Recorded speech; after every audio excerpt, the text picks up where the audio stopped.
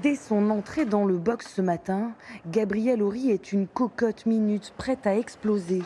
Il a été transféré dans la nuit de la prison de Luynes au Baumettes. Il manque de sommeil et les forces de l'ordre lui ont confisqué ses notes.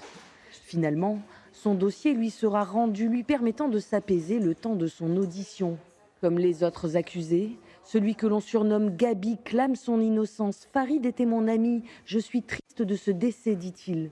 Il s'explique aussi sur sa présence dans l'hôtel Formule 1 aux côtés de la victime la nuit précédant les assassinats. Moi, j'étais recherché par la police. Farid était recherché par des gens. C'est pour ça qu'on dormait souvent ensemble.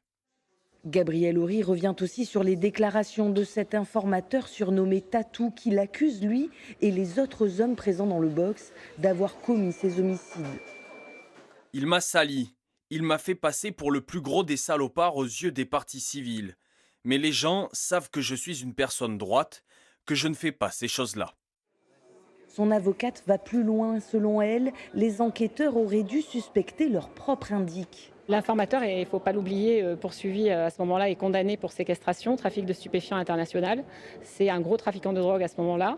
Et l'intérêt qu'il a, c'est ce qu'il a fait déjà et qu'il reconnaît avoir fait, c'est-à-dire récupérer la valise pleine d'armes et d'argent de la victime pour prétendument la mettre à l'abri dans un box.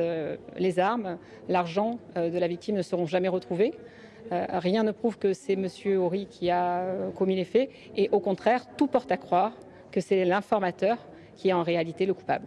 Son interrogatoire aura duré plus de 4 heures. Pour assassinat en bande organisée, Gabriel Horry, considéré aujourd'hui comme l'un des leaders de la DZ Mafia, encourt la prison à perpétuité.